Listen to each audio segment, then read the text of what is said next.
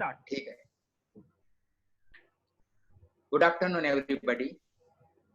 In this lecture series, today we will have a journey in space और उसका विहंगावलोकन. India की जो space की जर्नी है उसका विहंगावलोकन करेंगे. तो हमें एक चीज समझनी पड़ेगी इससे पहले कि बाकी जो लोग हैं और बाकी जो देश है, यूएस है, रसिया है, चाइना है, उनका प्रोग्राम था सिविलियन प्रोग्राम स्पेस का था, वो उनके मिलिट्री प्रोग्राम से. जब इंडिया का कैसा था, भारत का ये था, ये प्रोग्राम सिविल प्रोग्राम के तहत शुरू हुआ और सिविल प्रोग्राम के तहत शुरू हुआ. इसकी वजह से हमारा प्रोग्राम जिस दिशा में चला, हमारा जो बिगिनिंग हुआ, वो बिगिनिंग बिल्कुल डिफरेंट था दूसरे देशों की तुलना में. तो हम देखते हैं कि हमारी जर्नी कैसे स्टार्ट हुई. तो ये जर्नी के प्रणेता कौन रहे? आप सब जानते हैं कि ये जर्नी के प्रणेता विक्रम साराभाई थे, डॉक्टर विक्रम साराभाई. जब इसरो को स्पेस प्रोग्राम करना चाहिए या भारत को स्पेस प्रोग्राम करना चाहिए, ऐसी बात हुई, तो कई लोगों ने कहा कि बात देखो, ये तो भारत तो बहुत पुअर देश है, गरीब देश है, लोगों को खाना नहीं मिलता है, और इसमें आप ये स्पेस टेक्नोलॉजी का काम शुरू करोगे. तो उन्होंने कहा कि हम ये काम कोई फैंटेसी से या कोई कंपटीशन के लिए नहीं कर रहे हैं, और हम न इकोनॉमिकली एडवांस नेशन है, उनके साथ हमें कोई कंपटीशन नहीं करनी है इसकी. लेकिन मुझे पूरा विश्वास है कि राष्ट्र में और बाकी राष्ट्र के सभी देशों में अगर हमें मीनिंगफुल कुछ काम करना है, तो हमें एडवांस टेक्नोलॉजी के जरिए ही हमारी सोसाइटी के जो प्रॉब्लम्स है, रियल प्रॉब्लम्स है, वो सॉल्व करने ही पड़ेंगे, और उसके लिए हमें जो एडवांस टेक्नोलॉजी है उसे अपनाना ही पड़ेगा. और उनके ये शब्द बिल्कुल सही ठहरे.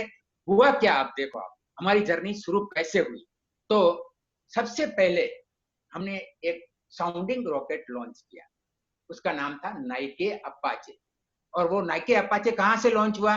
वो नाइके अपाचे त्रिवेंद्रम से लॉन्च हुआ. त्रिवेंद्रम के पास एक छोटा सा फिशिंग विलेज है, उसका नाम है थुम्बा इक्वेटोरियल लॉन्चिंग स्टेशन. उसका नाम रखा गया था, वो फिशिंग विलेज का थुम्बा नाम है उसका, तो उसका नाम फिर रखा गया Thumba equatorial rocket launching station. और वहां से 21 नवंबर 1963 को ये नाइके अपाचे जो रॉकेट है, जो लॉन्च व्हीकल है, लॉन्च किया गया. और ये रॉकेट है, वो कैसा था रॉकेट, वो हम थोड़ी देर में देखेंगे. लेकिन ये रॉकेट था, वो 2 स्टेज साउंडिंग रॉकेट था. अभी हमको ये देखना चाहिए कि साउंडिंग रॉकेट क्या होता है. साउंडिंग रॉकेट होता है, कोई सैटेलाइट लॉन्च नहीं करता है. वो क्या करता है कि एक इंस्ट्रूमेंट है, वो कुछ जितनी ऊंचाई पर वो ले जा सकता है, उसकी जितनी कैपेबिलिटी है और उसकी इंस्ट्रूमेंट का जो वेट है वो डिसाइड किया जाता है. उससे वो 200 किलोमीटर 250 किलोमीटर वहां तक ले जाता है, वहां छोड़ देता है. वहां छोड़ दे तो वो सैटेलाइट नहीं बन जाता है, लेकिन वो वहां से धीरे धीरे धीरे, उसमें अगर इंस्ट्रूमेंट है तो इंस्ट्रूमेंट, अगर आपने व्यवस्था रखी है तो इंस्ट्रूमेंट बाहर आ जाएंगे, इंस्ट्रूमेंट डेटा लेते रहेंगे और वो नीचे आ जाएगा. तो आइदर एटमॉस्फेयर का वर्टिकल प्रोफाइल मिलेगा हमें, या तो वो कुछ देर तक हॉरिजॉन्टल डायरेक्शन में चला जाएगा और वहां स्टडी एटमॉस्फेयर का करता रहेगा और बाद में नीचे आ जाएगा. तो ऐसा रॉकेट का था, हमने ये छोड़ा था नाइके अपाचे. 2 स्टेज रॉकेट था, और वो करीब टोटल मास, लॉन्च मास था रॉकेट का, प्लस उसमें जो एक इंस्ट्रूमेंट लगा हुआ था उसका नाम था सोडियम वेपर पेलोड. वो 20 केजी का था और टोटल लॉन्च मास था 728 केजी का, 2 स्टेज रॉकेट का. और वो 200 किलोमीटर तक वो सोडियम वेपर पेलोड को ले गया था. अभी वो सोडियम वेपर पेलोड क्या था? तो वो सोडियम वेपर पेलोड है, उसका काम क्या था कि वो वहां तक जाके वहां वो सोडियम वेपर छोड़ देता है, और सोडियम वेपर छोड़ देता है तो वहां का जो एटमॉस्फेयर है, वहां बहुत महीन एटमॉस्फेयर है. It is very very mild atmosphere. ये जो हमारा जो प्रेशर है, एटमॉस्फेरिक प्रेशर है, वहां से काफी कम प्रेशर में वो फैल जाता है और वो धुआं जैसा बन जाता है. और वहां उसके पिक्चर लेकर, वो धुआं है, वहां जिस स्पीड से एयर की जेट चल रही है, इलेक्ट्रोजेट चल रही है, वो इलेक्ट्रोजेट से वो मूव करने लगेगा. तो आप इलेक्ट्रोजेट का स्टडी करने लगेंगे तो आपको लगेगा वो थुम्बा इक्वेटोरियल लॉन्चिंग स्टेशन से क्यों हमने स्टडी करवाया. स्टडी करवाने की वजह ये थी कि that point of Thumba of India is on magnetic equator, not geographical equator but magnetic equator. और मैग्नेटिक इक्वेटर पर ये जो इलेक्ट्रोजेट है वो काफी समझने की जरूरत थी उस टाइम पर। तो और वो it is very interesting, it is moving very fast. तो उसका स्टडी करने के लिए ये हमने रॉकेट छोड़ा था, वहां स्टडी किया गया। और आप देखो कि हमारे जो डॉक्टर साराभाई थे वो कितने मैनेजमेंट के गुरु थे कैसे, क्योंकि आप समझो ये जो टाइम था वो टाइम है तब रशिया और अमेरिका की कोल्ड वॉर चल रही थी। वो स्पेस में कौन आगे जाएगा, स्पेस में रशिया एक छोड़ता है, दूसरा अमेरिका दूसरा छोड़ता है रॉकेट, ये तीसरा रॉकेट छोड़ते हैं, लोग भेजते हैं। तो ये सब कोल्ड वॉर चल रही थी उस समय। उन्होंने क्या किया कि ये जो नाइके अपाचे रॉकेट था, वो नाइके अपाचे रॉकेट है, वो तो हम अमेरिका से लाए थे, 2 स्टेज रॉकेट, सेपरेट स्टेजेस लाए थे, या हमने इंटीग्रेट किया था। लेकिन उसके लिए कंप्यूटर चाहिए, वो कंप्यूटर हम यूएसएसआर से मींस रशिया से लाए थे, और जो सोडियम वेपर पेलोड है वो हम फ्रांस से लाए थे। तो ये 3 जगह से लाकर हमने इंटीग्रेट किया। आप समझो कि ये इंटीग्रेट करना इजी नहीं था, क्योंकि सब एक दूसरे में मिलकर बात करनी चाहिए इन सबको। अगर बात नहीं होगी मींस ये सब इंस्ट्रूमेंट है तो ये चल नहीं पाएगा। तो उन्होंने सबको इकट्ठा करके, रशिया, अमेरिका और फ्रांस को इकट्ठा करके पूरा ये रॉकेट बनाया, और रॉकेट को ऊपर वो काफी सक्सेसफुल रहा और काफी अच्छा डेटा मिला।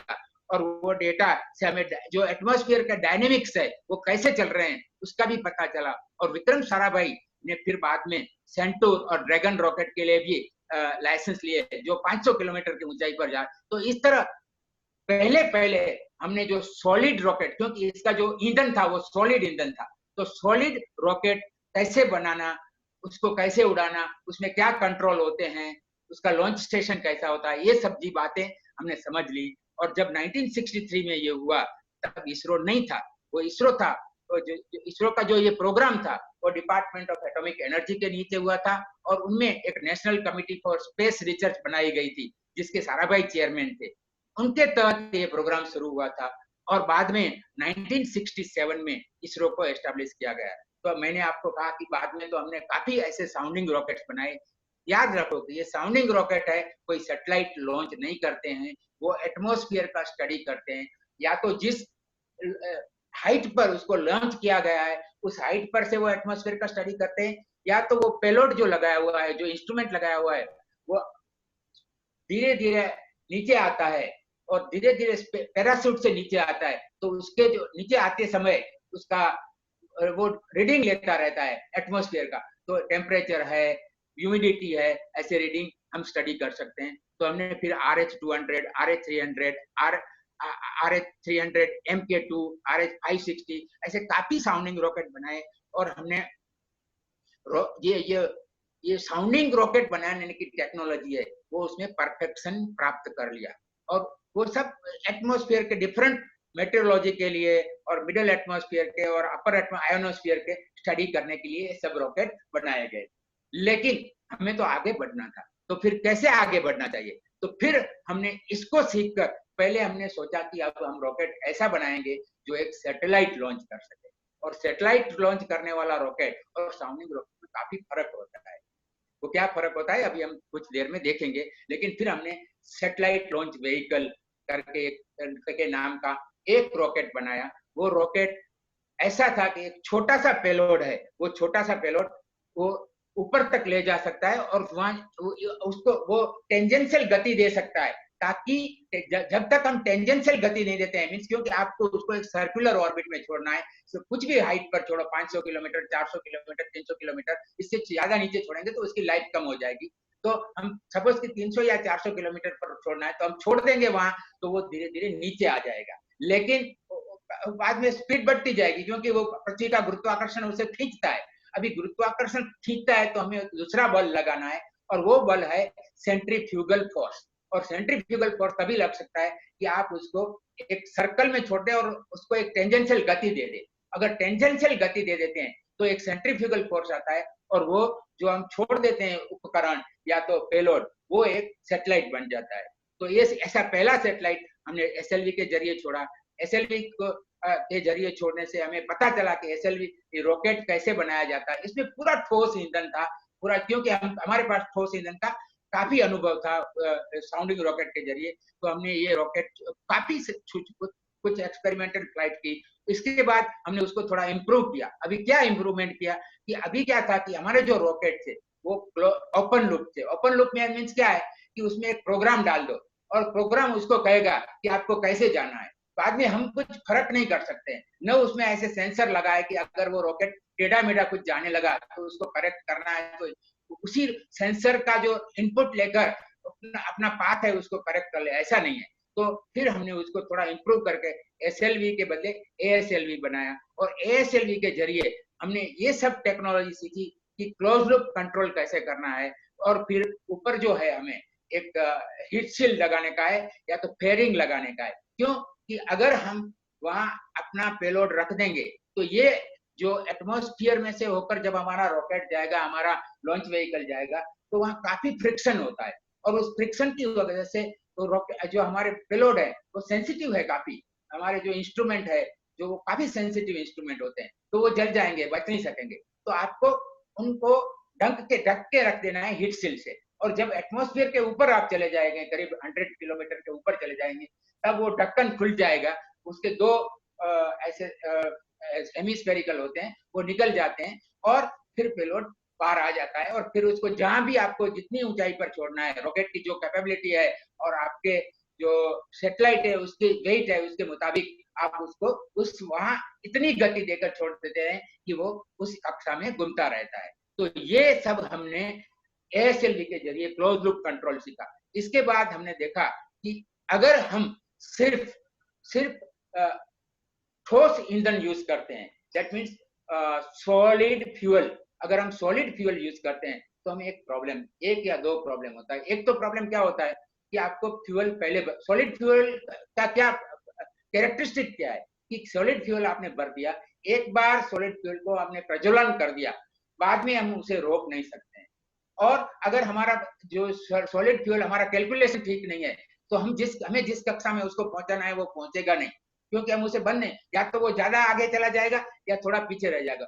और थोड़ा वेरिएशन तो हमेशा रहता ही है फ्यूल भरने के, फ्यूल की कितनी एफिशिएंसी है, उसमें फ्यूल का एग्जैक्ट वेट कैसा है, वो सब करते हो तो भी उसमें कुछ स्प्रेड तो होता है। तो वो स्प्रेड के मुताबिक हमें जिस कक्षा में, सपोज मैंने यहाँ से नीचे से डिसाइड किया मुझे 500 किलोमीटर की सर्कुलर कक्षा में भेजना है, तो वो 500 किलोमीटर से प्लस माइनस 50 या प्लस माइनस 100 किलोमीटर चला जाता है।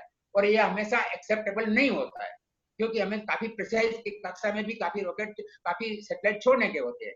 तो इसके लिए हमने क्या किया कि हमारे पास लिक्विड ईंधन होना चाहिए। तो हमने इस समय के दरमियान लिक्विड ईंधन भी कैसे करना वो सीख लिया था। और लिक्विड फिर हमने जो बनाया वो उसका नाम रखा PSLV, that is polar satellite launch vehicle. तो पोलर सैटेलाइट लॉन्च व्हीकल ऐसा था कि उसमें 4 स्टेज का वो व्हीकल था। उसमें पहला स्टेज था वो सॉलिड था, सेकंड स्टेज था वो लिक्विड था, थर्ड स्टेज था वो सॉलिड था और फोर्थ स्टेज था वो लिक्विड था। और उसमें बूस्टर भी कुछ लगे हुए थे।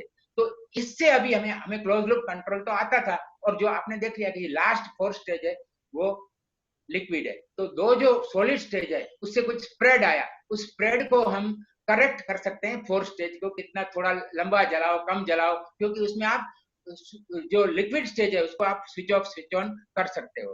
तो इस तरह हमने जो बनाया रॉकेट, ये रॉकेट हमारा है PSLV और वो काफी सक्सेसफुल रहा। अभी तक उसके 50 फ्लाइट कभी हो चुके हैं, हम उसकी बात 50 फ्लाइट हो चुके हैं और वो सब सफल रहे हैं। पहले 2 फ्लाइट थे, उसमें पहला और तीसरा फ्लाइट था वो उसमें कुछ प्रॉब्लम आया था, 1994 में ये शुरू हुआ था, उसमें कुछ प्रॉब्लम आया कि बाकी कंटिन्यूअसली चल रहा था। और बीच में एक प्रॉब्लम आया था, वो मैं आपको बताऊंगा क्या प्रॉब्लम था। लेकिन बाकी सभी 50 फ्लाइट उसमें काफी, that is what we are calling our work horse था। तो उसमें जो हमने जो बनाया है वो रॉकेट PSLV, वो उसकी हाइट 44 मीटर है और उसका जो लिफ्ट ऑफ वेट है 295 टन है। और उसमें वो पेलोड है, पेलोड मीन जो यूजफुल इंस्ट्रूमेंट है वो 1.6 टन का हम ऑर्बिट में ले आ सकते हैं। और वहां आपने देखा है नीचे लिखा है सन सिंक्रोनस ऑर्बिट। सन सिंक्रोनस मीन वो मैं आपको बताता हूँ, लेकिन वो पोलर ऑर्बिट होती है, मीन जो सैटेलाइट है वो पोल टू पोल जा रहा है और आप 500-600 किलोमीटर की ऑर्बिट पर वो छोड़ सकते हैं। बाकी के जो हमने रॉकेट बनाए उसकी बात हम बाद में करेंगे।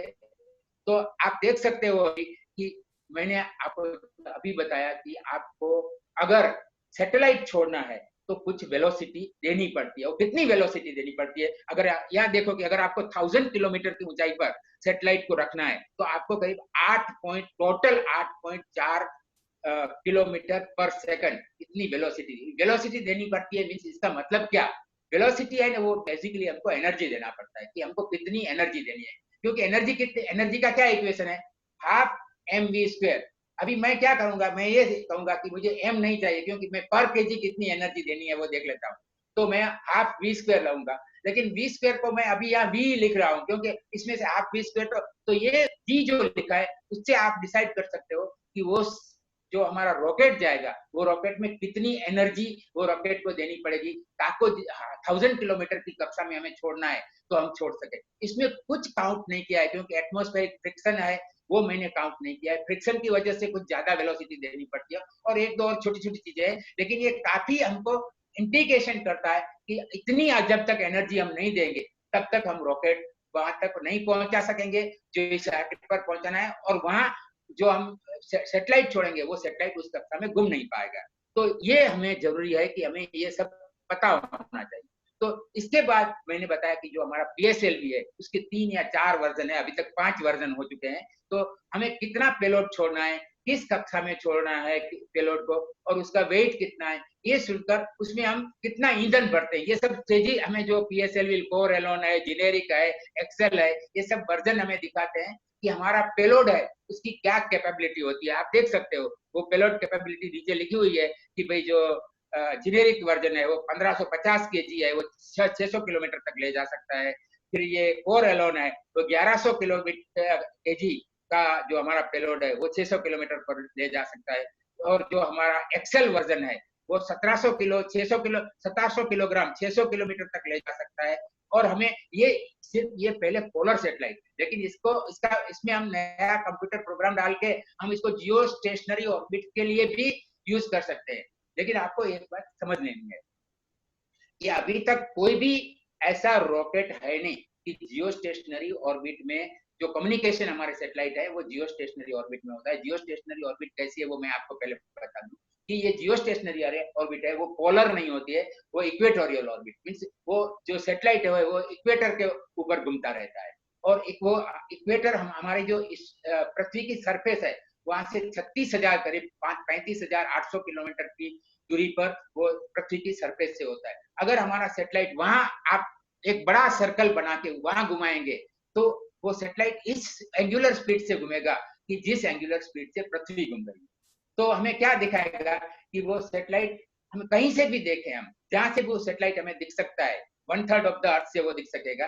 तो 1/3 ऑफ द अर्थ जो पोर्शन है वो वहां से आप देखोगे तो वो आपको एक जगह पर स्थिर दिखेगा, क्योंकि पृथ्वी की जो एंगुलर स्पीड है उसी एंगुलर स्पीड से वो इक्वेटर पर घूम रहा है, तो उसको जियो स्टेशनरी सैटेलाइट कहते हैं। तो ये जियो स्टेशनरी सैटेलाइट भी लॉन्च कर सकता है, लेकिन जैसा मैंने आपको बताया कि कोई भी अभी तक तो रॉकेट ऐसा नहीं है, एक है रसिया का रॉकेट प्रोटॉन, उसको छोड़कर कोई भी नहीं है कि इस कक्षा में 36,000 किलोमीटर इक्वेटोरियल ऑर्बिट में कोई भी छोड़ सके सैटेलाइट को छोड़ सके, ऐसा कोई रॉकेट है नहीं। तो वो क्या करते हैं, कैसे क्या करोगे आप, तो वो एक इलिप्टिकल ऑर्बिट में छोड़ देते हैं कि जो नियरेस्ट पॉइंट है अर्थ का, जो सैटेलाइट का वो 200 किलोमीटर 250 किलोमीटर होता है, और जो फारदेस्ट पॉइंट है वो 36,000 किलोमीटर, तो वो इलिप्टिकल है, वो फारदेस्ट जाएगा तब वहां पहुंच जाएगा उस पॉइंट पर, इक्वेटर पर। लेकिन जब नियरेस्ट होगा तो अभी आपको क्या करना है कि सैटेलाइट का के अंदर एक इंजन लगाया हुआ है, और सैटेलाइट के इंजन को यूज करके आपको ये ऑर्बिट सर्कुलर करनी पड़ती है, और फिर जियो स्टेशनरी ऑर्बिट बनती है। तो ऐसी जो पहले ऑर्बिट में, जिस ऑर्बिट में ये रॉकेट उसे छोड़ता है उसको GTO कहते हैं, जियो सिंक्रोनस ट्रांसफर ऑर्बिट, क्योंकि उस और वो ट्रांसफर ऑर्बिट है, उस ट्रांसफर ऑर्बिट का यूज करके आप सैटेलाइट को जियो सिंक्रोनस या जियो स्टेशनरी ऑर्बिट में ले जा सकते हो। तो GTO कहते हैं, ये लिखा है। तो GTO में ये जो हमारा PSLV है तो करीब 1.4 टन जितना वेट ले जा सकता है, काफी। और उनमें सिर्फ प्रोग्राम चेंज करने का होता है, और उसमें ईंधन थोड़ा बहुत चेंज करना पड़ेगा, थोड़ा बहुत कैलकुलेशन करके ईंधन कितना भरना है, कितना वेट है, ये सब करके हमें डिसाइड करना पड़ता है।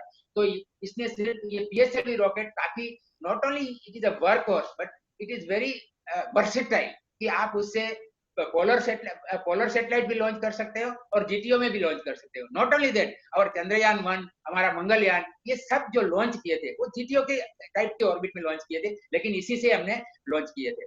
अभी हम देखेंगे कि ये रॉकेट, अभी हमने जो पहले देखा कि हमारा जो नाइके अपाचे था वो हमने तुम्बा से लॉन्च किया था, लेकिन अभी जो हमारे रॉकेट सब लॉन्च होते हैं वो श्रीहरिकोटा से होते हैं, और श्रीहरिकोटा आंध्र प्रदेश में नेल्लोर डिस्ट्रिक्ट में है, और वो है अभी उसका जो लॉन्च जहां से होता है उस स्टेशन का नाम अभी रखा है सतीश धवन स्पेस सेंटर।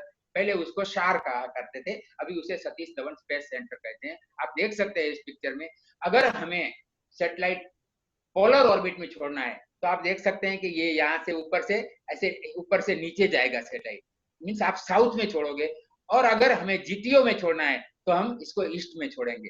आप देख सकते हो कि वो थोड़ा नीचे जाकर ईस्ट में छोड़ते हो, क्योंकि अगर कुछ भी एक्सीडेंट हो गया तो इन पर ये देश है इस पर, या यहाँ जब नीचे छोड़ते हो तो श्रीलंका के ऊपर कुछ डेब्रिस गिरनी नहीं चाहिए, तो हमें थोड़ी मैनोवर करके ऐसे हम लॉन्च करते हैं। तो अभी सभी लॉन्च हमारे जो रॉकेट लॉन्च होते हैं जिसमें सैटेलाइट लगे हुए हैं, साउंडिंग रॉकेट अभी भी तुम्बा से कुछ लॉन्च होते हैं, लेकिन बाकी जो सैटेलाइट लॉन्च होते हैं जिसमें हम सैटेलाइट रखते हैं या हमारे और स्पेसक्राफ्ट रखते हैं, ये सब यहाँ श्रीहरिकोटा से लॉन्च होते हैं। तो मैंने जैसे आपको बताया कि पीएसएलवी है, अब तक उसकी 50 फ्लाइट हो चुकी है, और 50 फ्लाइट में आप देख सकते हैं यहाँ कि 4700% सक्सेसफुल हो गई है। 2 फेलर हो गई थी, आपने देखा होगा कि एक फेलर यहाँ हुई थी जो काफी बिगिनिंग में हुई थी, एक फेलर यहाँ मैं बताता हूँ आपको, यहाँ हुई थी, 2 फेलर हुई थी, और एक पार्शियल फेलर मीन्स उसने सैटेलाइट को ऊपर तो पहुंचा दिया लेकिन जिस कक्षा में पहुंचाना था उस कक्षा में नहीं पहुंचा। तो आप देख सकते हैं कि जो पहली फ्लाइट थी वो हमारी डेवलपमेंट फ्लाइट थी, B1 जिसके कहते हैं, वो फेल हुई थी, वो सितंबर 20, 1993 में हुई। दूसरी जो फ्लाइट फेलर हुई, जो पार्शियल सक्सेस हुई थी, वो हुई थी वो थी सितंबर 29, 1997 में थी।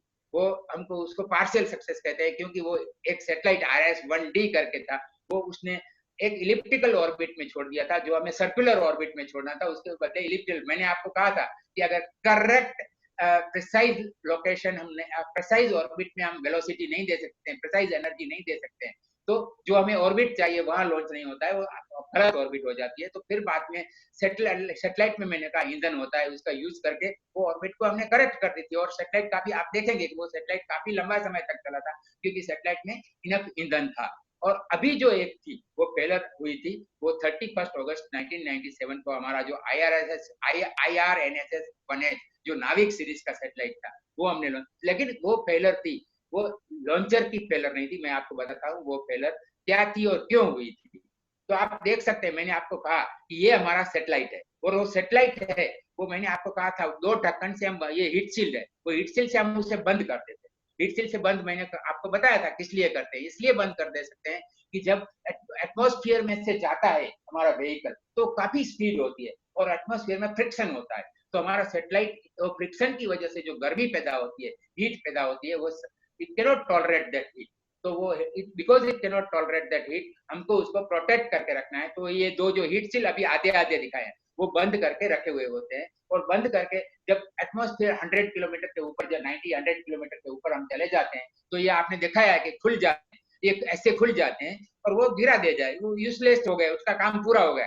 तो ये जब ये जो फेलर हुई थी, मैंने आपको कहा अभी ये फेलर 31 अगस्त 2017 में जो हमारी फेलर हुई, ये जो हीट शील्ड था वो खुला नहीं था। अगर हेड शील्ड खुलता नहीं है तो सैटेलाइट बाहर नहीं आ सकेगा। तो ये जो फेलर थी वो फुल फेलर कर सकते हैं, अनसक्सेसफुल, क्योंकि सैटेलाइट का हम यूज नहीं कर सकते, लेकिन वो लॉन्चर की फेलर नहीं थी, हीट शील्ड खुला नहीं उसकी वजह से हुआ था। अब ये जो हमने बनाया वो तब तक तो ठीक है कि हमें ये इसमें जो मैंने आपको बताया कि इसमें पहले नीचे वाला स्टेज है वो सॉलिड है, फिर उसके ऊपर लिक्विड वाला स्टेज है जिसमें हम विकास इंजन यूज करते हैं सिंगल, जो हमने फ्रांस, जिसकी टेक्नोलॉजी हमने फ्रांस से सीखी थी। इसके बाद थर्ड स्टेज है वो सॉलिड है, और फोर्थ स्टेज है वो लिक्विड है। लेकिन हम ये सब लिक्विड सॉलिड क्यों यूज करते हैं, स्टेजेस क्यों यूज करते हैं, इसकी थोड़ी बात कर ले आप, तो हमें पता चलेगा कि हमें और लॉन्चर क्यों बनाने पड़े। तो ये जो स्टेजेस है, सॉलिड है, वो हमें कितनी एफिशिएंसी देता है वो हमें, क्योंकि हमें काफी रॉकेट को एफिशिएंसी, क्योंकि अगर हमें 1 किलोग्राम वेट हमारी ऑर्बिट तक पहुंचाना है तो उसे करीब $30,000-40,000 लगते हैं। तो हमें इसको काफी एफिशिएंट बनाना है। अभी एफिशिएंसी इसकी रॉकेट कार की एफिशिएंसी कैसे, आप माइलेज कहते हो कि कार कितना माइलेज देती है, वो एफिशिएंसी होती है। तो इसकी एफिशिएंसी कैसे मेजर की जाती है? तो इसकी एफिशिएंसी ऐसे मेजर की जाती है कि आप कितना ईंधन भरते हो, तो वो ईंधन जो धक्का देता है, वो धक्का देकर से पूरे 1 केजी वेट को कहां तक ले जाएगा। 1 केजी वेट को धक्का देकर 1 किलोग्राम अगर हमारा ईंधन है, तो पूरे जो लॉन्चर है उसको धक्का देकर कितनी एनर्जी देगा। तो वो फाइनली आप उसका जो यूनिट देखोगे तो वो सेकंड में आ जाएगा। तो वो सेकंड यूनिट, तो ये जो हमारा सॉलिड ईंधन है वो करीब 200-220 सेकंड जितनी एनर्जी देता है, एफिशिएंसी देता है। जो हमने कहा कि हम लिक्विड यूज करते हैं, जो लेकिन इसमें जो लिक्विड हमने यूज किए थे पीएसएलवी में, वो रूम स्टोरेबल होते हैं। वो दो होते हैं, एक क्योंकि ऊपर है, अब हम जाते हैं तो ऊपर हमारे पास ऑक्सीजन नहीं है। एटमॉस्फेयर में तो ऑक्सीजन है, लेकिन हम ऊपर चले गए, फिर ऑक्सीजन नहीं है, तो हमें ऑक्सीजन भी ले जाना पड़ता है और हमें फ्यूल भी ले जाना पड़ता है। तो जो ऑक्सीजन लेंगे, तो ऑक्सीजन तो डायरेक्ट ऑक्सीजन ले जा सकते हैं, लेकिन अब जब लिक्विड ले जाते हैं तो हम जो ले जाते हैं उसको हम ऑक्सीडाइजर कहते हैं। तो उसमें से ऑक्सीजन निकलता है और फ्यूल और ऑक्सीडाइजर ले जाते हैं।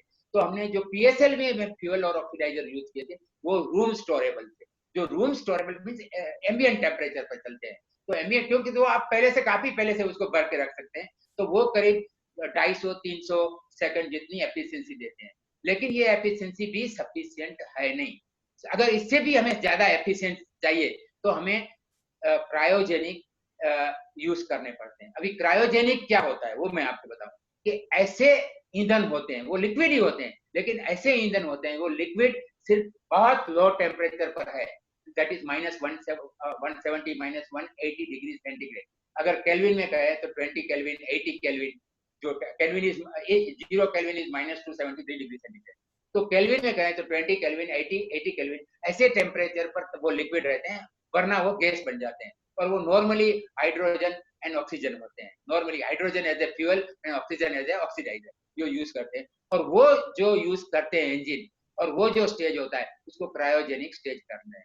तो क्रायोजेनिक स्टेज की एफिशिएंसी काफी ज्यादा होती है, तो हम ज्यादा सैटेलाइट का वेट लॉन्च कर सकते हैं। उसी रॉकेट जो रॉकेट बनाएंगे हम, उसका खुद का वेट इतना नहीं बढ़ेगा जितना हम पेलोड का वेट बढ़ा सकते हैं, जितना सैटेलाइट का वेट बना सकते हैं। तो हमने फिर जियो सिंक्रोनस सैटेलाइट लॉन्च व्हीकल बनाया, जो इनिशियल 1990 से हमने शुरू किया था। और उसमें लार्ज नंबर ऑफ कंपोनेंट हमने ऐसा डिसाइड किया कि काफी कंपोनेंट हम ऐसे ही यूज करेंगे जो पीएसएलवी में हमने एस्टैब्लिश कर दिए है। तो 1993 से वो अप्लाई कर रहे हैं।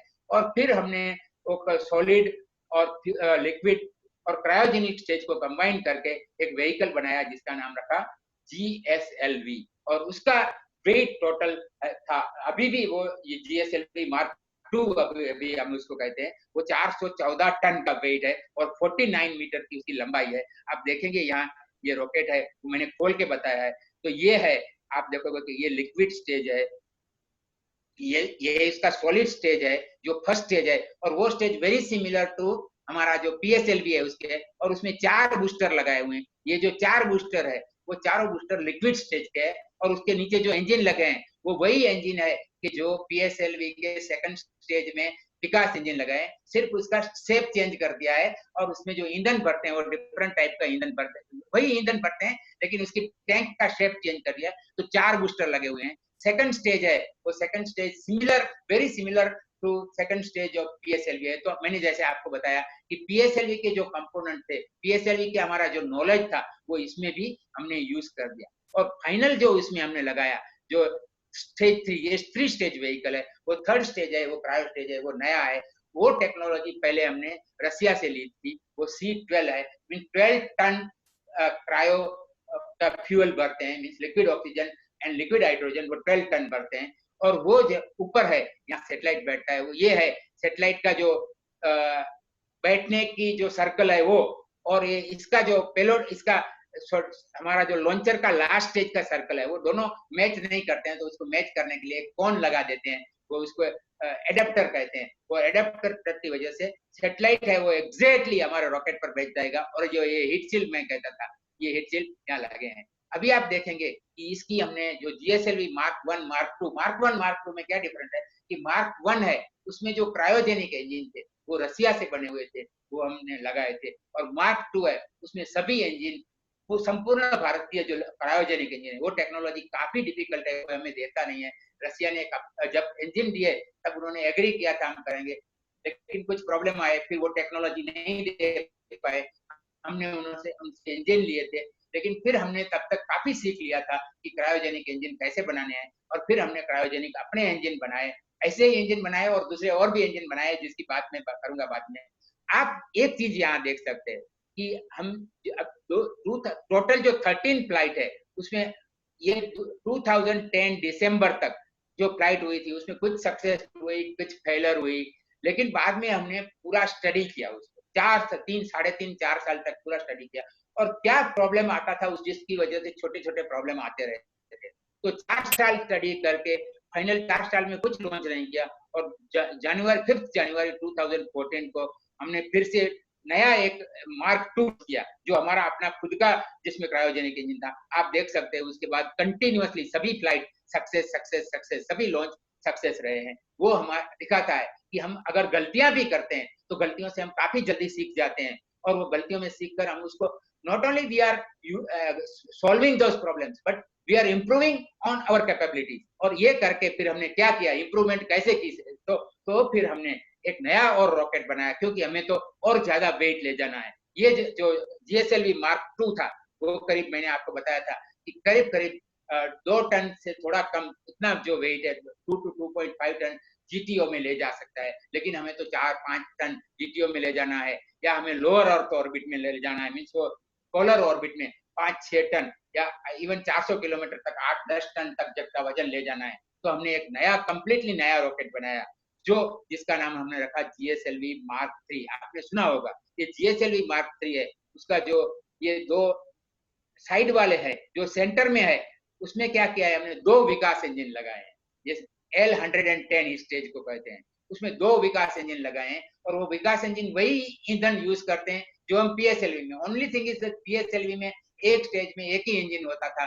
GSLV में भी हमने जो 4 बूस्टर लगाए थे वो, और जो सेकंड स्टेज थी उसमें एक ही विकास इंजन था। उसमें इसमें जो फर्स्ट स्टेज है, जिसको हम फर्स्ट स्टेज कहते हैं, वो फर्स्ट स्टेज में 2 इंजन एक साथ, और वो आपको काफी बैलेंस करने पड़ते हैं वरना वो पलट जाएगा वो। तो 2 इंजन साथ में लगाए हैं और कंट्रोल भी काफी अच्छा कर दिया है। तो फर्स्ट स्टेज लिक्विड स्टेज है, वो L110 मीन्स 110 टन पूरा लिक्विड, दोनों इंजन जो ऑक्सीडाइजर है वो ऑक्सीडाइजर, और फ्यूल है वो MMH है, और ऑक्सीडाइजर है वो N2O4 है, वो हम उसमें भरते हैं। और उसमें जो साइड में लगाए हैं वो सॉलिड बूस्टर है, वो भी हमारे पास जो हमारा PSLV था उसकी जो नॉलेज थी सॉलिड की, उसी नॉलेज को इम्प्रूव करके हमने उसका नॉलेज को उस जो हमारी जो हिस्ट्री है वो हिस्ट्री को यूज करके हमने बनाए।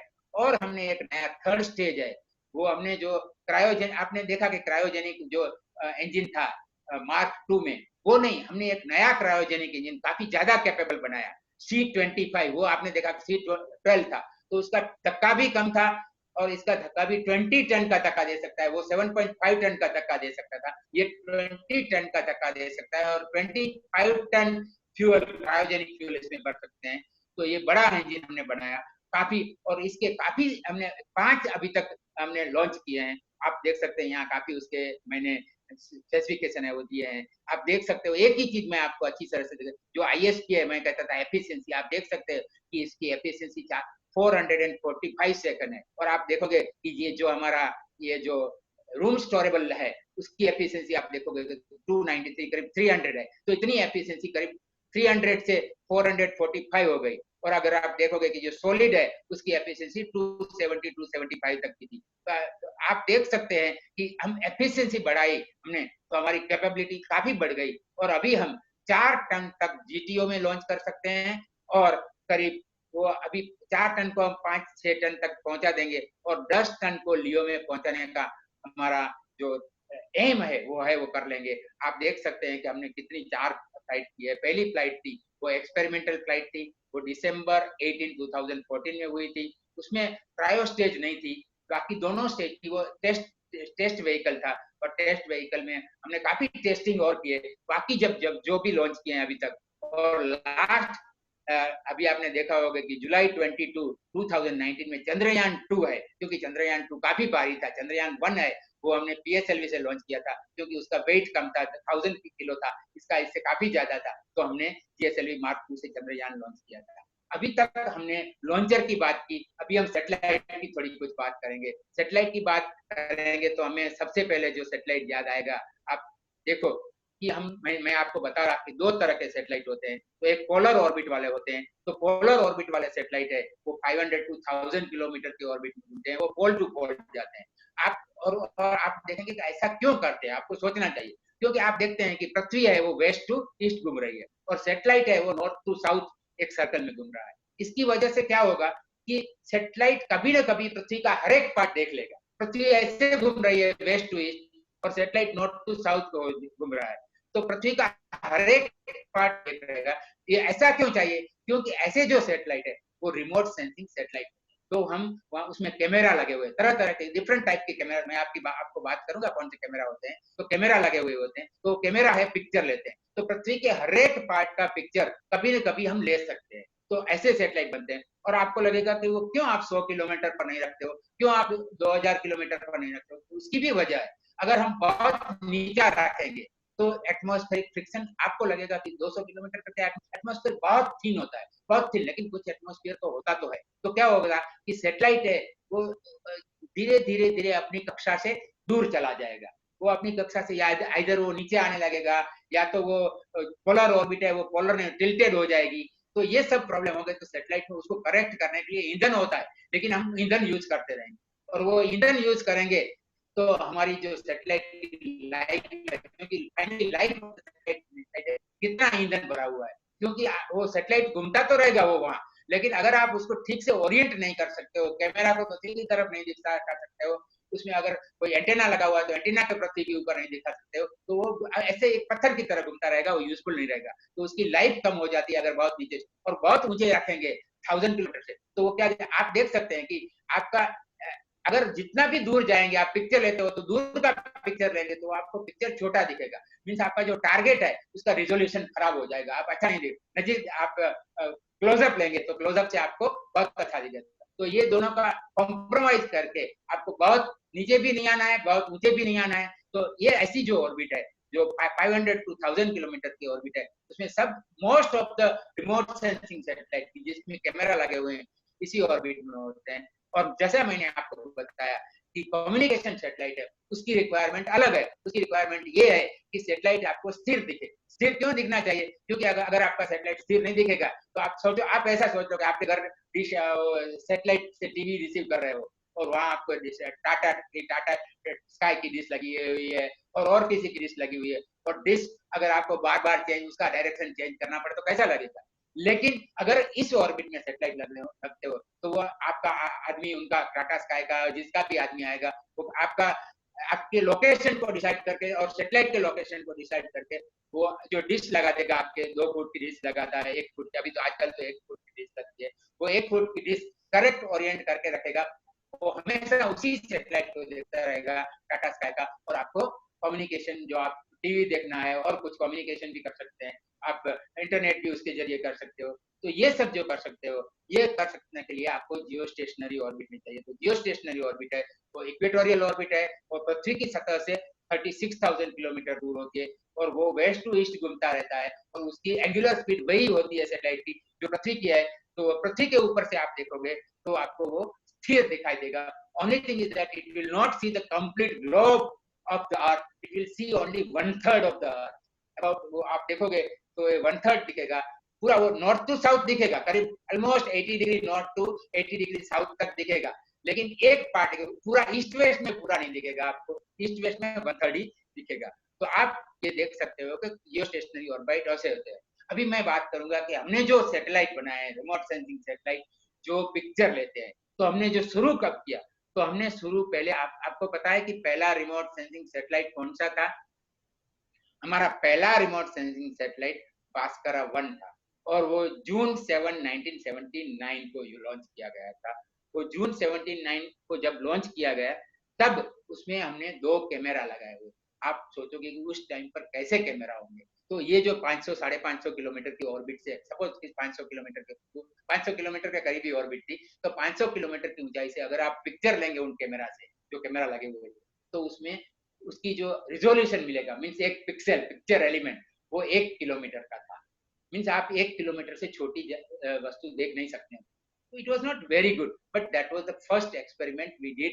As I told you, we started with sounding rocket. Here also we started with 1 kilometer. लेकिन आप देखो कि धीरे धीरे हम इम्प्रूव करते गए, फिर 1 किलोमीटर से हम 360 मीटर आ गए, 188 मीटर, आप देखते जाओगे 73 मीटर, 56 मीटर, ऐसे आगे करके जाते जाते हम कार्टो 1 जो हमने आए वहां 2.5 मीटर आ गए और फाइनली हमने 10 जनवरी 2007 में कार्टो सेट 2 लॉन्च किया।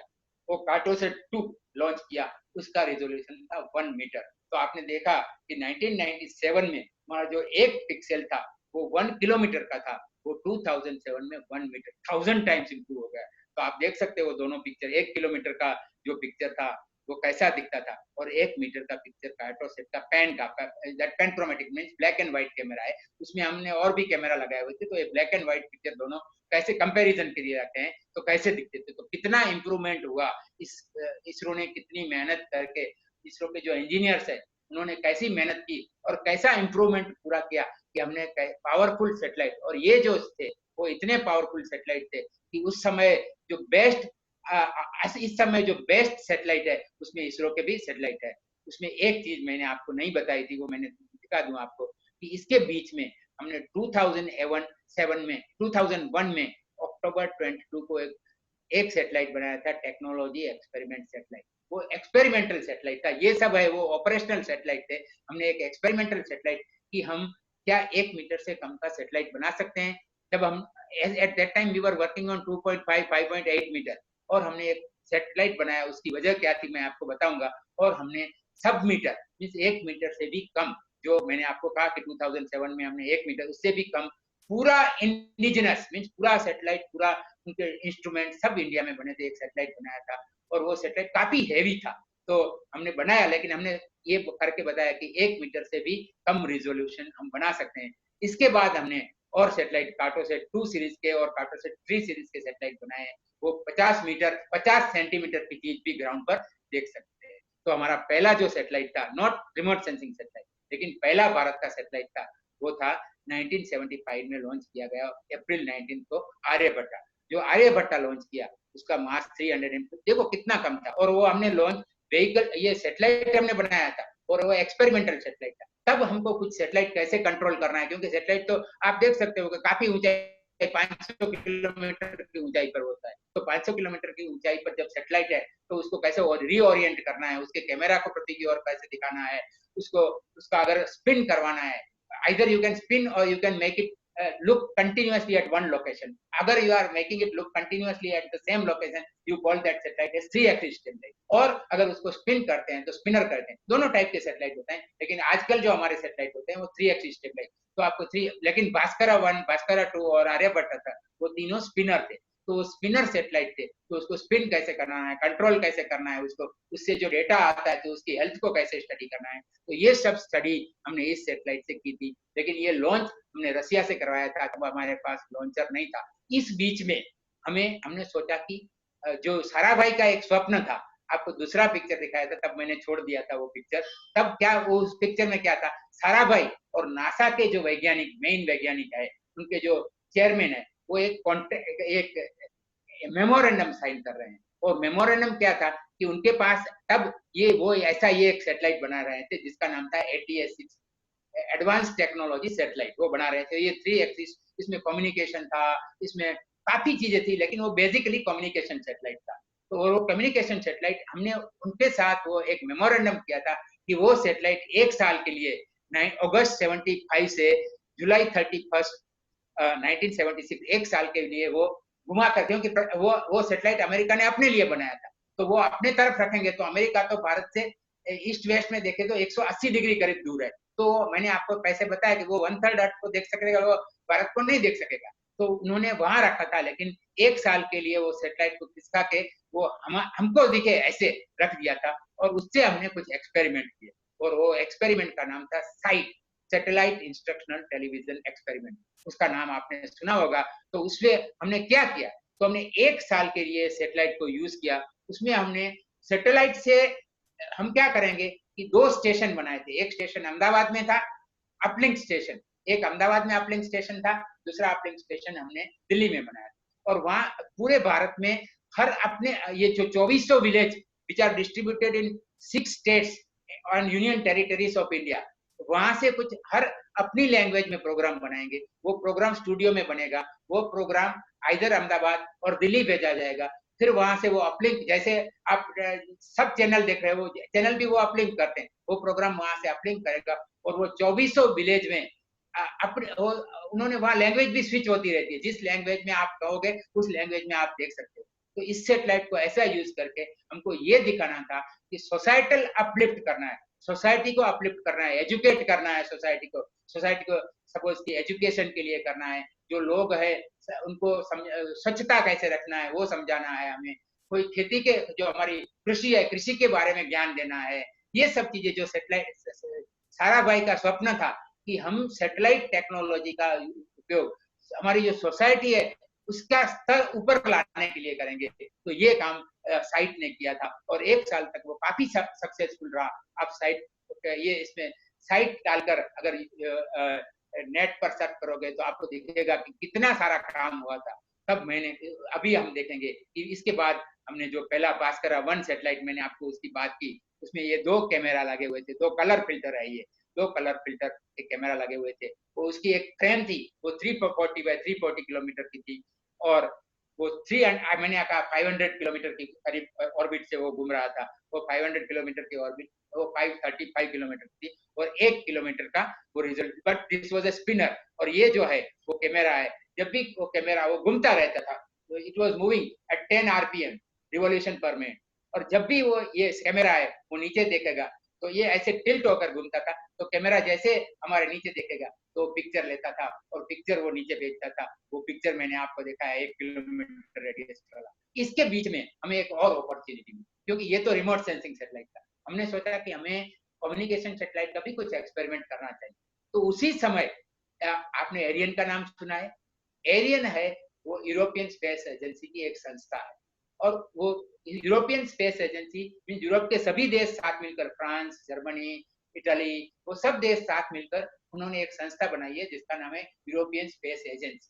और वो तब अपना एरियन नाम का रॉकेट लॉन्च कर रहे थे, सीख रहे थे, वो भी रॉकेट लॉन्च करना सीख रहे थे। उनकी एक फ्लाइट हो गई थी उसी समय के दरमियान। आप देखो कि 1979 1980 के टाइम पर 75 70 उसी में late second half of the 70s उसके दरमियान उसकी एक फ्लाइट सक्सेसफुल हो गई, उनकी दूसरी फ्लाइट फेल हो गई। अभी उन्होंने सोचा कि अभी हमें तीसरी फ्लाइट करनी है, तो उनको वो रॉकेट बना रहे थे। समझो एरियन है वो रॉकेट है, लॉन्च व्हीकल की जिसकी हमने बात की, तो वो रॉकेट बना रहे थे, और वो उनका एक्सपेरिमेंटल रॉकेट एरियन D3 था, मीन्स वो डेवलपमेंटल फ्लाइट 3 थी। अभी उन्होंने क्या कि हमारा रॉकेट एक बार तो फेल हो गया है, तो अभी हम उन्होंने कहा कि जो भी जिसको भी देश के पास सैटेलाइट है वो हमें दे दे, हम उसमें फ्री लॉन्च कर दें। तो हमारे पास तब 2 साल थे, वो 79 में हुआ था, और हमने कहा कि ठीक है हम अपना, क्योंकि हमें भी एक सैटेलाइट बनाना सीखना था, उन्हें लॉन्च करना, क्योंकि एक लॉन्च सक्सेसफुल हो गया तो हमने कहा ठीक है एक फेल हो गया, हमारा अभी सक्सेस के मींस प्रोबेबिलिटी बहुत अच्छी है कि अभी नेक्स्ट फ्लाइट सक्सेस हो जाए। तो उनकी अगर नेक्स्ट फ्लाइट सक्सेस हो जाती तो हमें फ्री राइड मिल जाता, क्योंकि वो तो अदरवाइज सैटेलाइट लॉन्च करना काफी एक्सपेंसिव होता है। तो हमने ये एप्पल नाम का बनाया, जो एप्पल है वो Ariane passenger payload experiment, APPLE satellite बनाया, और उसमें 2 ट्रांसपोंडर लगाए हुए थे, मींस वो कम्युनिकेशन के ट्रांसपोंडर थे। वो लॉन्च सक्सेस, और 2 साल में हमने ये सब बना लिया, और ये लॉन्च हो गया जून 19 को 1981 में वो सक्सेसफुली लॉन्च हो गया। लेकिन मैंने जैसे आपको बताया था, उन्होंने जो लॉन्च किया वो तो कैसी जीटीओ में लॉन्च किया, मींस जियो सिंक्रोनस ट्रांसफर ऑर्बिट, जो 200 किलोमीटर बाय 30,000 6,000। वहां सैटेलाइट हमें बहुत यूजफुल नहीं है, वो स्टेशनरी नहीं है, मैंने आपको बताया। तो हमने उसमें एक मोटर लगाई थी, आप देख सकते हैं वो मोटर, उसमें मोटर लगाई थी। वो मोटर कहाँ से हमको, तब हमारे पास तो ऐसी कोई तैयार मोटर भी नहीं थी, तो हमने PSLV की 4 स्टेज है, वो 4 स्टेज की मोटर, सॉलिड मोटर लगा के यहाँ रख दी थी और उसका ईंधन करेक्टली एडजस्ट कर दिया था और उसको यूज करके हम इसको GTO से GSO, जियो सिंक्रोनस जियो स्टेशनरी ऑर्बिट, वो जियो स्टेशनरी ऑर्बिट में हम ले गए। ये सैटेलाइट कैसा था वो दिखता है, जब बंद था उसमें रॉकेट में लगा हुआ था तब ऐसा था, और वो सैटेलाइट हमने फाइनली लॉन्च किया और काफी एक्सपेरिमेंट कम्युनिकेशन किए। सभी जैसे हमने भास्करा 1, भास्करा 2 से और आर्यभट्ट से रिमोट सेंसिंग सैटेलाइट को कंट्रोल करना, वो कैसे पिक्चर नीचे लेना, पिक्चर कैसे जनरेट करना वो सीखा। वो एप्पल से हमने कम्युनिकेशन के काफी एक्सपेरिमेंट किए और कम्युनिकेशन कैसे होता है वो यूज किया। इसके बाद हमने IRS सीरीज के, Indian remote sensing satellite series के सैटेलाइट लॉन्च किया। आप देखो इमीडिएटली हम चले गए बाद में जो 1998 और 91 तक जो IRS 1A 1B लॉन्च किए, तो उसमें 3 कैमरा लगे हुए थे। ये बीच वाला कैमरा है ये है, और ये एक कैमरा ये है। आपको लगेगा कि ये 2 क्यों लगाए, एक क्यों लगाए, तो नेक्स्ट स्लाइड में आप देख सकते हो क्या है कि ये जो एक कैमरा, जो छोटा वाला कैमरा आपको दिखता है, छोटे लेंस है, वो 72 मीटर का ग्राउंड रिजोल्यूशन था। इसकी रिजोल्यूशन अगर 72 मीटर है तो उसकी जो स्ट्रिप है, that is strip across the path of the satellite, satellite south to north या नॉर्थ टू साउथ जा रहा है, वो एक जब वो नॉर्थ टू साउथ जाएगा तो दिन होगा, तो साउथ टू नॉर्थ जाएगा तब रात होगा। उसको एक चक्कर काटने में करीब 100 मिनट लगते हैं। तो पीछे, तो जब वो पीछे जाएगा, सपोज इंडिया में दिन है तो वो जब अमेरिका देखेगा तो रात होगा, या अमेरिका में दिन है तो हमारे यहाँ 100 मिनट में वो एक चक्कर काट लेगा। लेकिन वो जो अक्रॉस स्ट्रिप है, जो जा रहा है, उसको 90 डिग्री पर जो स्ट्रिप है, वो स्ट्रिप की विड्थ कितनी होती है, उसको हम स्वाथ कहते हैं। वो जो 72 मीटर रिजोल्यूशन वाला, उसकी जो स्वाथ है वो करीब 150 किलोमीटर होती थी, 148 किलोमीटर। और जो इसके जो लिस्ट 2 जिसको कहते हैं, वो 36 मीटर था, तो 36 मीटर है तो उसका जो विड्थ थी वो 74 किलोमीटर थी। तो हमको ऐसा 2 कैमरा रखने पड़ते हैं ताकि हम दोनों एक ही स्ट्रिप देख सके। तो ऐसे 2-3 कैमरा लगाकर हम इसको काफी पिक्चर लिए और उसका काफी यूज हुआ, काफी उनके एप्लीकेशन अभी मैं नहीं बताऊंगा। इसके बाद हम 1997 में हमने ये IRS 1D लॉन्च किया, जिसका हमने रिजोल्यूशन, आपने देखा कि तब 74 और 36 मीटर था, तो अभी इसका रिजोल्यूशन 5.8, 5.2 to 5.8 मीटर आ गया था। तो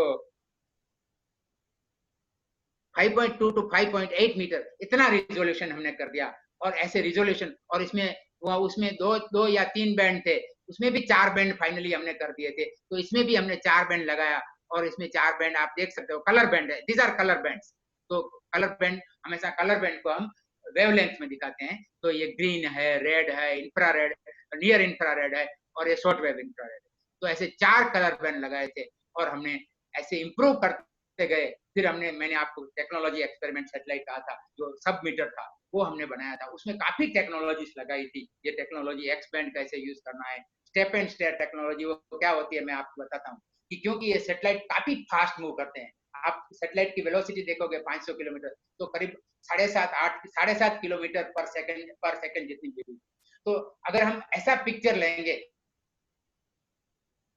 करना है कि सैटेलाइट जैसे आगे बढ़ता है तो उसको थोड़ा थोड़ा टिल्ट करते जाना है, ताकि वो लाइन ऑफ साइट है उसकी वेलोसिटी सैटेलाइट की वेलोसिटी से कम हो जाए। तो वो जो करते हैं उसको स्टेप एंड स्टेयर करते हैं। ऐसे करते हैं तो आप ब्लर के बिना का बहुत पावरफुल पिक्चर ले सकते हो। तो हमने ऐसा ब्लर के बिना का पिक्चर लिया, और वो लेस देन मीटर लिया। आपको याद रखना चाहिए कि ये सैटेलाइट हमने एक्सपेरिमेंट बनाया था, तभी कारगिल का चल रहा था।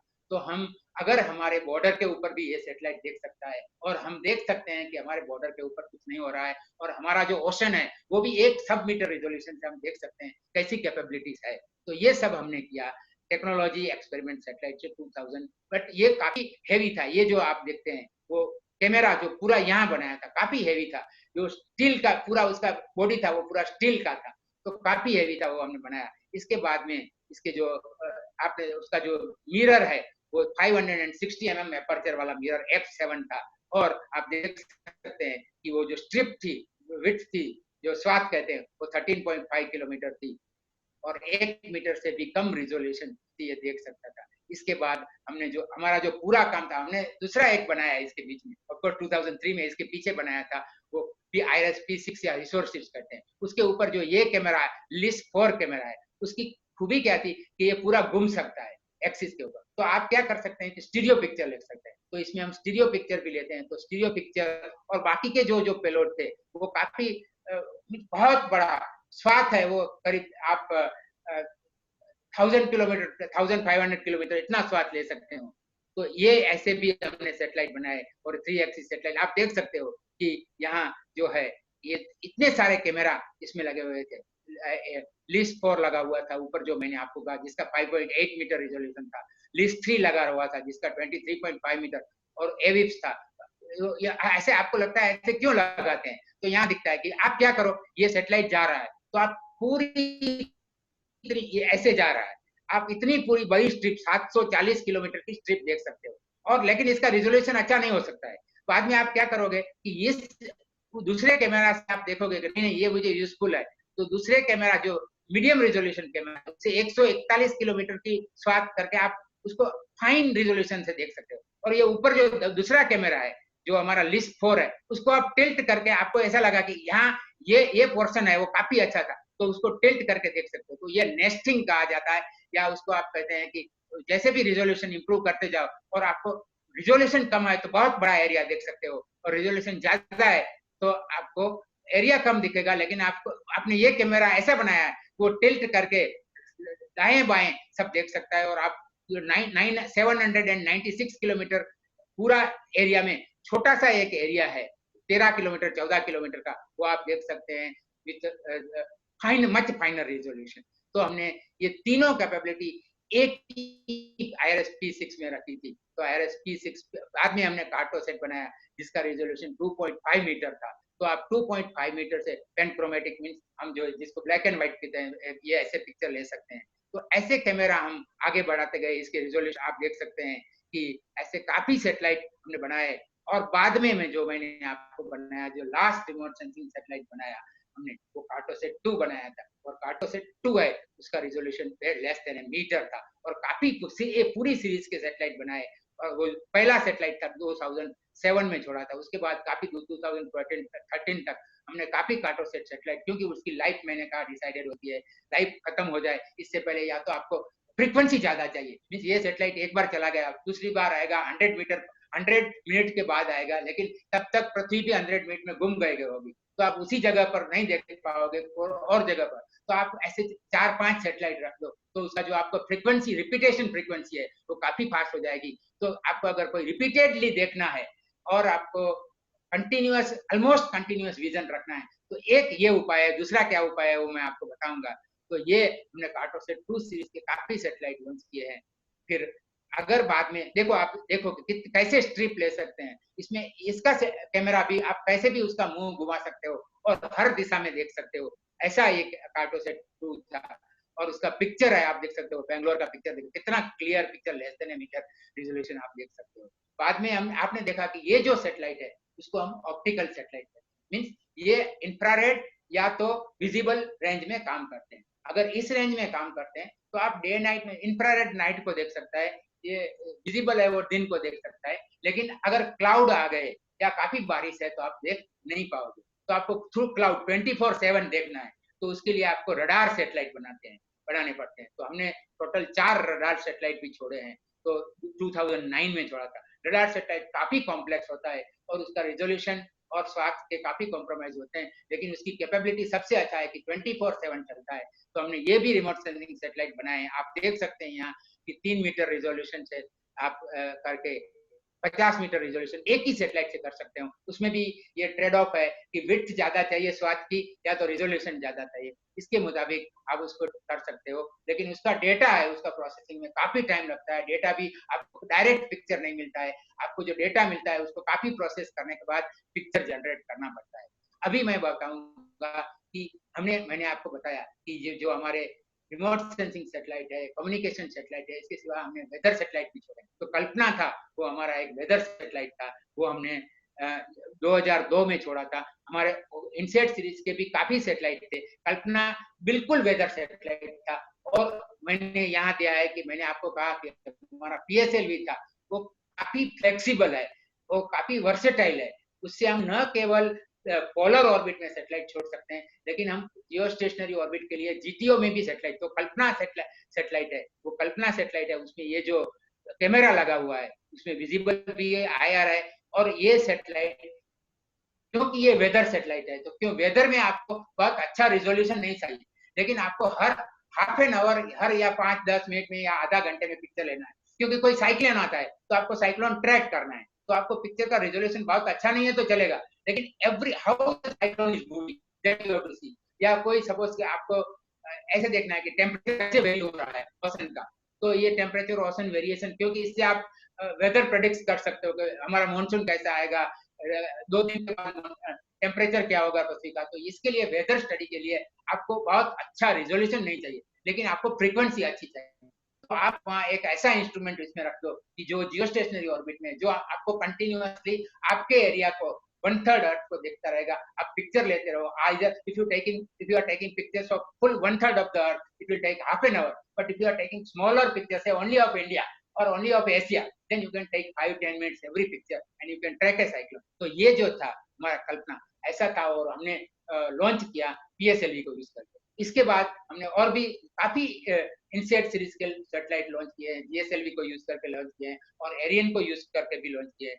तो ये हमने GSLV को यूज करके हमने ये सैटेलाइट छोड़े थे 2013 और 2016 में।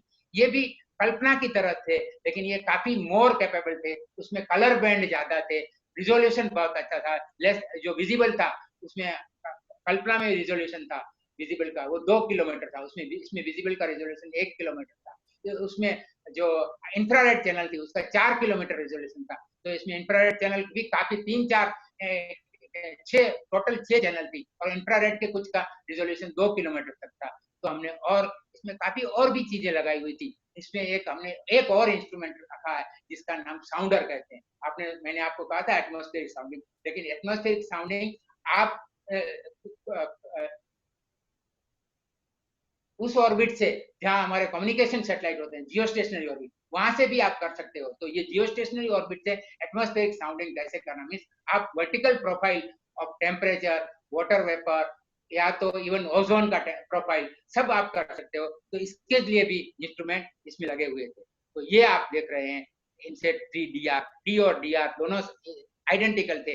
ये एक है वो, इसको हम कहते हैं इमेजर, जो इमेजिंग करता है, और ये इमेजर है, और ये साउंडर है जो एटमॉस्फेरिक साउंडिंग करता है। मैंने आपके साउंडिंग के प्रिंसिपल बताया। आप ये देख सकते हैं कि हमने रिजोल्यूशन, या मैंने एंगल में बताया है 1.2 माइक्रो रेडियन, इसको आप ऊंचाई से मल्टीप्लाई कर दो तो आपको वो मीटर में मिल जाएगा। ऊंचाई मीटर में कर दो, अगर आप ऊंचाई से कर दोगे तो आपको मीटर में, तो ये है वो करीब लेस देन ए मीटर था, और ये हमारा था वो किलोमीटर में था। तो ये 1 kilometre camera, Bhaskara TV camera था, उससे लेस देन ए मीटर हम आ गए। तो ये हमारी जो प्रोग्रेस हुई, कैसे धीरे धीरे प्रोग्रेस हुई, ये सब दिखाता है। अभी ये कम्युनिकेशन सैटेलाइट है, मैं कम्युनिकेशन सैटेलाइट के बारे में बहुत नहीं बताऊंगा, क्योंकि मुझे लगता है पूरा एक लेक्चर है जिसमें आप कम्युनिकेशन सैटेलाइट के बारे में देखेंगे। ये सब इतने सारे सैटेलाइट और भी सैटेलाइट कम्युनिकेशन है जो हमारे लगे हुए हैं। अभी मैं कुछ आपको बताऊंगा कि इसके सिवा हमने और भी सैटेलाइट छोड़े हैं जिसको हम नेविगेशन सैटेलाइट कहते हैं। अभी नेविगेशन सैटेलाइट क्या होता है?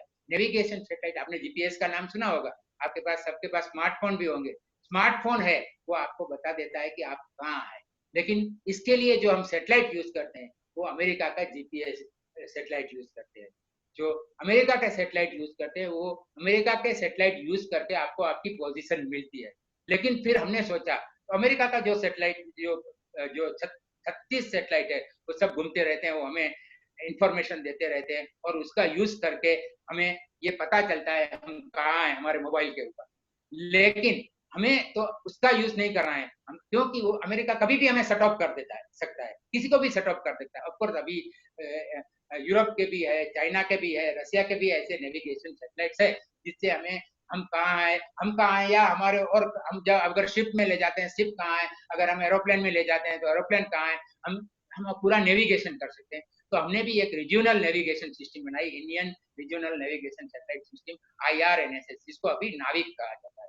तो वो सिर्फ इंडिया एंड उसके आजू बाजू का 1500 किलोमीटर का एरिया है, उसमें वो बहुत पावरफुली चलता है। अभी वो ऑपरेशनल है, कुछ अभी आपने सुना होगा कि नए जो मोबाइल फोन आए हैं उसमें इसका भी डिकोडिंग रख दिया गया है, उसकी चिप भी रख दी है। तो आपको इसके हमारा जो नाविक है उसके द्वारा भी आपको आप कहाँ है वो पता चल सकता है। और एक बात मैं बता दूं कि अभी तक जीपीएस से जो आपको पोजीशन मिलती है, नाविक से उसकी काफी अच्छा एक्यूरेट पोजीशन मिलती है।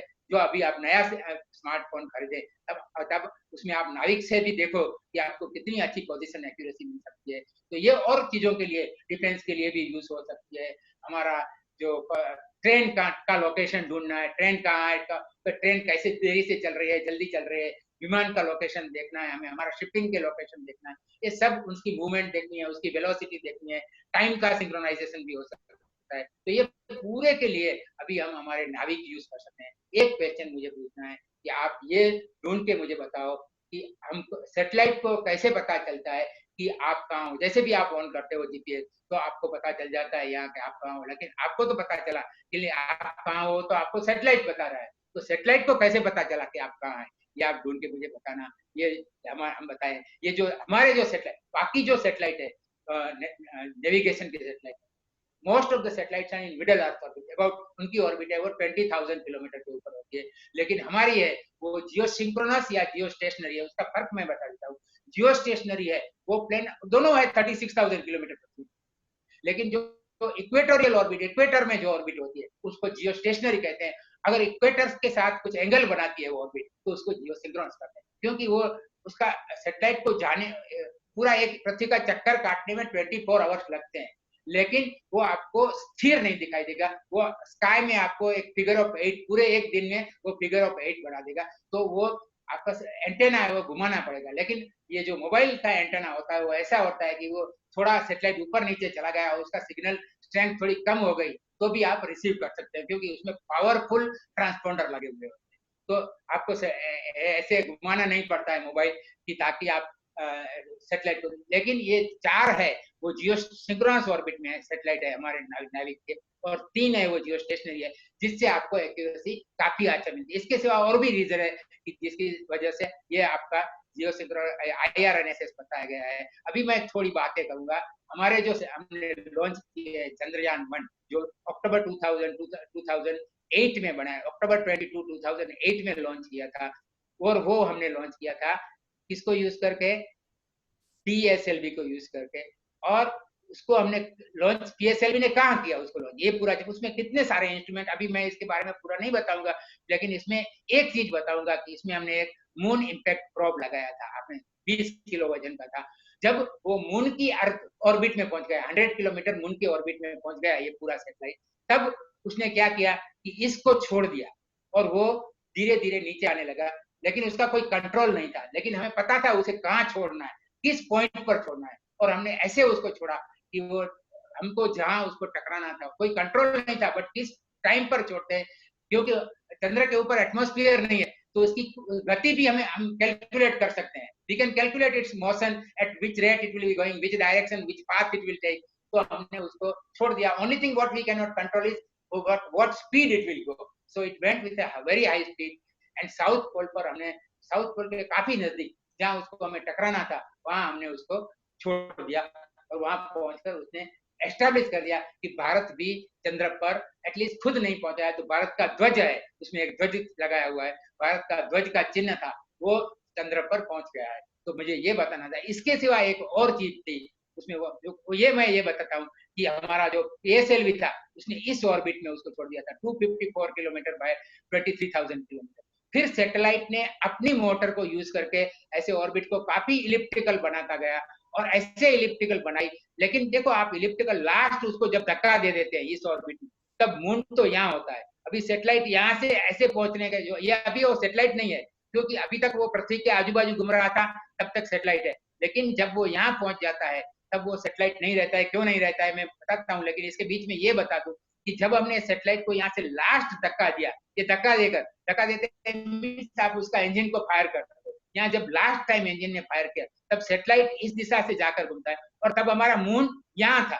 मीन्स आप एक मूविंग टारगेट को हिट करना चाहते हैं, ये इजी नहीं है। मून यहाँ था, मून अपनी गति से इस दिशा में जा रहा है, और मून जब वहां पहुंचता है तो हमारा सैटेलाइट है वो भी यहाँ पहुंचना चाहिए, चंद्रयान भी। और हमने जो कैलकुलेशन किए वो कैलकुलेशन परफेक्ट हुए, और हमने वहां मोटर, अभी यहाँ आप पहुंच गया तो मून का स्पेसक्राफ्ट नहीं बन गया, वो चंद्रयान नहीं बन गया, क्योंकि आपको उसकी गति, उसको आपको क्या करना है, उसकी गति को थोड़ी अरेस्ट करके मून की ऑर्बिट में एस्टेब्लिश करना है।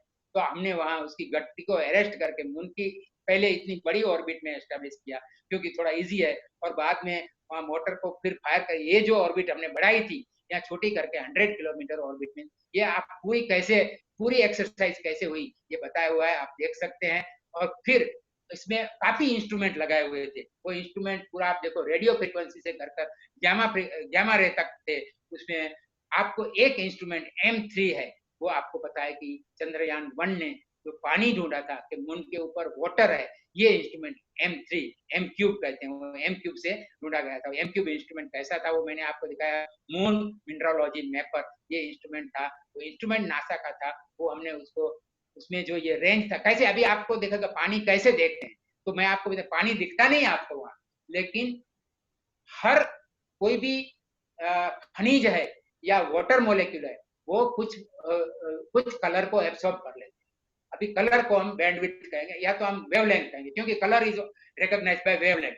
तो हर एक वेवलेंथ को हर एक मॉलिक्यूल होता है, पानी का मॉलिक्यूल है, सपोज मेटल का मॉलिक्यूल है, सॉलिड सिलिका का मॉलिक्यूल है, वो किसी न किसी को, इवन ऑक्सीजन है, हमारा कार्बन डाइऑक्साइड है, वो किसी न किसी कलर के वेवलेंथ को एब्सॉर्ब करता है। तो हम वाटर है वो करीब 3 माइक्रोन का जाए, वो काफी और को भी करता है, लेकिन 3 माइक्रोन को वो एब्सॉर्ब कर लेता है। तो हमने कैमरा लगाया है, वो कैमरा का इतना छोटा बैंडविड्थ है, बहुत छोटा बैंडविड्थ 3 माइक्रोन।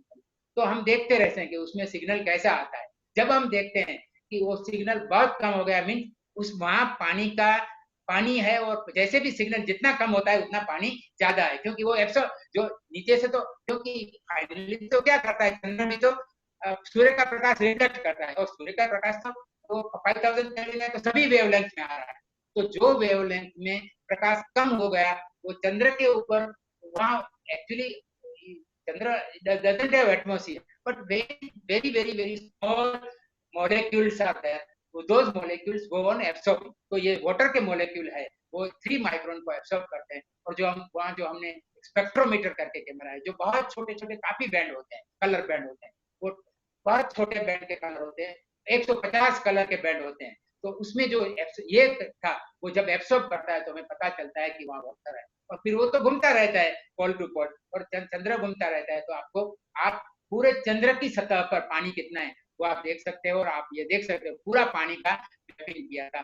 और पहला हमारा सैटेलाइट था जिसने चंद्र के ऊपर सिर्फ न पानी है, लेकिन वो पानी सतह, उसमें पानी, ये सब स्टडीज पहली बार दुनिया में किसी ने भी किया हो तो इस इंस्ट्रूमेंट से किया गया था। अभी मैं आपको कहूंगा मार्स ऑर्बिटर आपने सब सुना है, तो मार्स ऑर्बिटर के बारे में मैं ज्यादा बातें नहीं करूंगा, लेकिन मैं आपको एक और चीज कह सकता हूँ कि अगर आप 9th 10th में भी पढ़ते हो तो आप एक बात बहुत जरूर समझ सकते हो कि अगर हमें जो अपॉर्चुनिटी मिलती है मार्स में लॉन्च करने की, क्योंकि आपको अपॉर्चुनिटी, मैंने आपको कहा कि मार्स भी एक मूविंग टारगेट है, मूविंग टारगेट तक आपको पहुंचना है। तो वो अगर आपने आज अपॉर्चुनिटी छोड़ दी तो आपको वो नेक्स्ट अपॉर्चुनिटी कब, चंद्र की अपॉर्चुनिटी काफी जल्दी मिल सकती है, लेकिन मार्स का ऐसा नहीं होता है।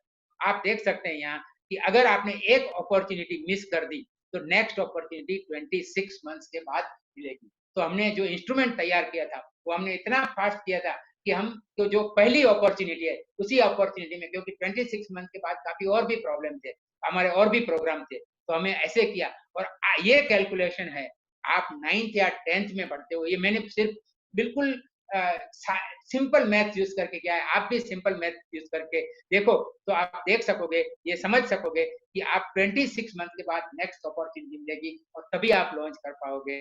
और क्या फाइनली इसके इंस्ट्रूमेंट थे, उसमें क्या क्या इंस्ट्रूमेंट थे, क्या काम किया, उसमें हमने 2 जो इंस्ट्रूमेंट थे उसकी मैं बात करूंगा। एक है वो मार्स, इसमें या इससे पहले मैं बता दूं कि जो जैसे चंद्रयान चंद्र पर पहुंचा, सिमिलर टू मंगलयान भी ऐसे ही पहुंचा था। आपने देखा कि फाइनल जब हमने उसको धक्का दिया तब मार्स था वो यहाँ था, और हमारा जो सैटेलाइट था मंगलयान था वहां था।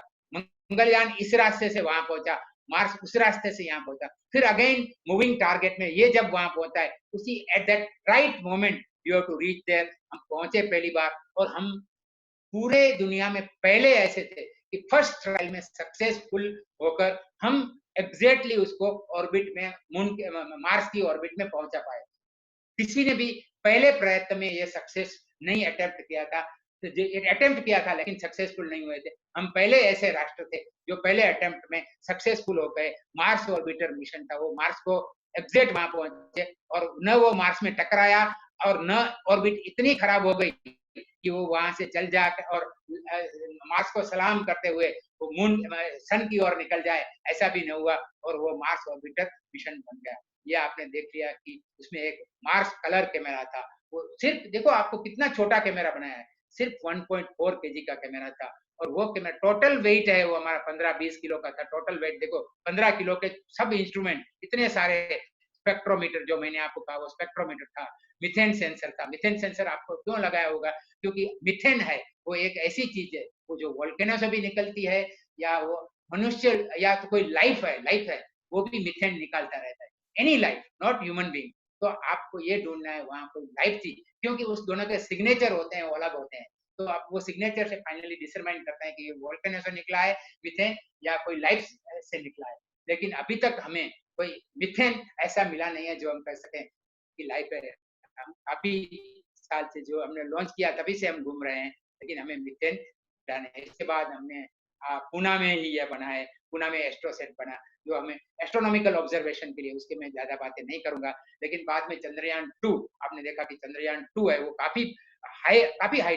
चंद्रयान 1 था वो करीब 1000 किलो का था, ये 2400 किलो के वजन का था। उसमें एक ऑर्बिटर था, एक लैंडर था और एक रोवर था। ऑर्बिटर में भी काफी इंस्ट्रूमेंट लगा, मैं एक बात करूंगा इसकी। लेकिन ये लैंडर और रोवर आप देखोगे तो कैसे फाइनली जब वो रॉकेट में लगाए थे तो ऐसे नीचे वो ऑर्बिटर बैठा था, उसके ऊपर ये लैंडर था, और लैंडर के अंदर है वो 25 किलो का एक रोवर था, और रोवर अंदर लगाया था। वो जैसे कंगारू के अंदर अपना बच्चा बैठा हुआ है, ऐसे वो 20 किलो का वो बैठा। और रॉकेट में वो पहले ऐसे सिर्फ होता है और फिर हमने लॉन्च कर देते हैं। लॉन्च करके आपने देखा है कैसे वो धीरे धीरे धीरे मार्स तक पहुंचता है। मैंने अगली स्लाइड में भी बताया था, तो यहाँ ज्यादा नहीं कहूंगा। वो मार्स पर पहुंच जाता है। वो मार्स पर वहां से आपने देखा होगा कि ऑर्बिटर से लैंडर अलग भी हो गया, लेकिन लैंडर फाइनली हमने लैंडर नीचे धीरे धीरे नीचे भी लाया, लेकिन करीब 1 किलोमीटर से भी कम ऊंचाई पर वो जब रहा था, तब कंट्रोल बहुत अच्छा नहीं रहा। और जो हम सॉफ्ट, क्योंकि हमें उसको क्रैश लैंडिंग, मैंने आपको कहा कि मून इम्पैक्ट प्रोब है, वो हमने क्रैश लैंडिंग करवाया था, हमें क्रैश लैंडिंग नहीं करवाना था। हमें उनके ऊपर, क्योंकि हमारा जो लैंडर और रोवर थे उसमें काफी मार्स की in situ measurements, means Mars की सतह पर पहुंचकर मेजरमेंट करने, वो मेजरमेंट करने के लिए हमने उसमें काफी सेंसिटिव इंस्ट्रूमेंट रखे थे, लेकिन वो धीरे से नहीं, थोड़ा जोर से टकराया और हम उसका यूज नहीं कर पाए।